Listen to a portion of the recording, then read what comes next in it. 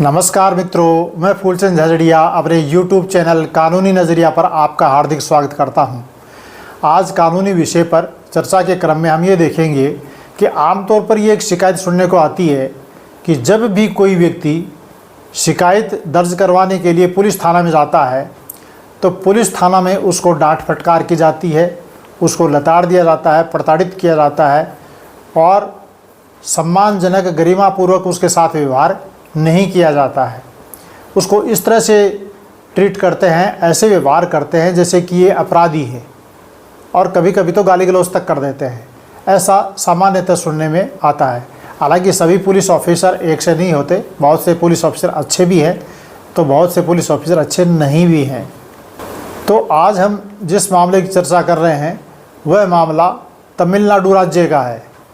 तमिलनाडु राज्य में एक व्यक्ति पुलिस थाना में शिकायत दर्ज करवाने गया तो वहाँ सब इंस्पेक्टर पुलिस के अधिकारी मौजूद थे। उन्होंने उस शिकायतकर्ता की शिकायत को देखा और ये कहा कि भाई इसमें तो कई जगह का जुरिडिक्शन है, कई जगह का क्षेत्राधिकार है, समझ में नहीं आ रहा कौन से पुलिस थाना का मामला बनता है। तो जब हमारे इंस्पेक्टर साहब आएंगे उसके बाद उनको पूछ करके फिर तय करेंगे। अब इंस्पेक्टर साहब बाहर गए हुए हैं तो वो अपने घर चले गए। उसके बाद उनकी शिकायतकर्ता की माताजी ने पुलिस इंस्पेक्टर को फ़ोन किया थाने में, तो उन्होंने फ़ोन काट दिया।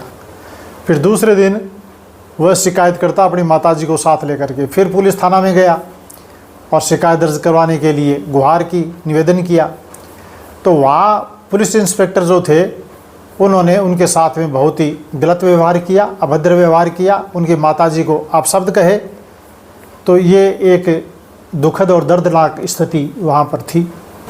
तो जब ये मामला तमिलनाडु राज्य के मानवाधिकार आयोग के संज्ञान में आया तो उन्होंने इसकी जांच की और जांच करके पुलिस इंस्पेक्टर को इस मामले में दोषी पाया और ये कहा कि 2 लाख रुपया इस शिकायतकर्ता को हर्जाना के रूप में अदा किया जाए। किसको कहा? तमिलनाडु राज्य सरकार को कहा कि आप इस शिकायतकर्ता को 2 लाख रुपए मुआवजा दें और साथ ये कहा कि आपको ये छूट है कि आप चाहें तो ये 2 लाख रुपए उस पुलिस इंस्पेक्टर से वसूल सकते हैं। तब वह पुलिस इंस्पेक्टर हाई कोर्ट गया। हाई कोर्ट में उसको कोई रिलीफ नहीं मिली तो ऑनरेबल सुप्रीम कोर्ट के समक्ष अपील में गया।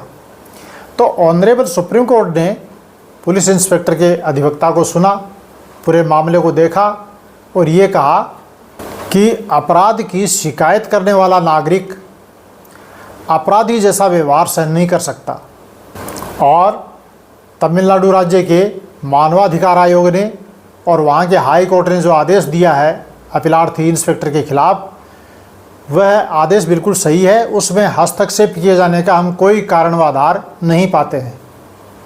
कोई कारण नहीं है कि उस आदेश को बदला जाए। और ये कहते हुए उस इंस्पेक्टर की अपील को खारिज कर दिया। साथ ही ऑनरेबल सुप्रीम कोर्ट ने यह कहा कि हर भारतीय नागरिक जो किसी अपराध की शिकायत दर्ज करवाने के लिए पुलिस थाना में जाता है उसके साथ मानवीय गरिमा के साथ व्यवहार किया जाना चाहिए, सम्मानजनक व्यवहार किया जाना चाहिए, सम्मानपूर्वक व्यवहार किया जाना चाहिए, सभ्य तरीके से व्यवहार किया जाना चाहिए, अपराधी की तरह उसे ट्रीट नहीं किया जाना चाहिए। और यह सम्मानजनक व्यवहार उसके साथ किया जाए ऐसा उसका भारतीय संविधान में मौलिक अधिकार है जो संविधान के अनुच्छेद 21 के तहत है। इसलिए किसी भी पुलिस थाना में कोई भी नागरिक कोई अपराध की सूचना दर्ज करवाने जाता है तो उसके साथ गरिमापूर्वक, सम्मानजनक, अच्छे से व्यवहार किया जाना चाहिए, अपराधी की तरह व्यवहार नहीं किया जाना चाहिए। तो ये कौन सा मामला था? ये मामला था ऑनरेबल सुप्रीम कोर्ट के समक्ष सिविल अपील नंबर 6358/2025 और इसका निर्णय हुआ 30 अप्रैल 2025 को। आप अन्य लोगों को भी इस संबंध में जागरूक कर सकते हैं।